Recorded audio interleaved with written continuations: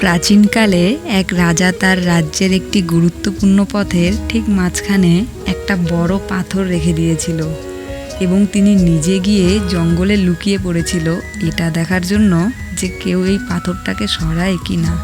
এই রাজ্যেরই কিছু বড় বড় ব্যবসায়ী এবং সভা সদস্যরা পাথরটাকে এড়িয়ে রাস্তা দিয়ে চলে যাচ্ছিল। কেউ কেউ তো রাজাকে দোষারোপও করছিল রাস্তাঘাট পরিষ্কার না রাখার জন্য, কিন্তু তাদের মধ্যে কেউই সেই পাথরটাকে সরানোর জন্য কিছু করলো না। এইভাবেই কিছুদিন কেটে যায়। একদিন সেই পথ দিয়েই একজন কৃষক কাঁধে করে কিছু শাকসবজি নিয়ে যাচ্ছিল। যখন তিনি পাথরটি দেখেন, তিনি তার কাঁধ থেকে শাকসবজিগুলোকে নামিয়ে পাথরটাকে ঠেলে সেখান থেকে সরানোর ব্যবস্থা করলো। কিছুক্ষণ চেষ্টা করার পর সে সফলও হন এবং সেখান থেকে চলে যাওয়ার জন্য শাকসবজিগুলো কাঁধে তুলতেই যাচ্ছিল, তখনই লক্ষ্য করে যেখানে সেই বড় পাথরটা ছিল সেই জায়গায় একটা থলিতে রয়েছে কিছু সোনার পয়সা এবং একটা চিঠি।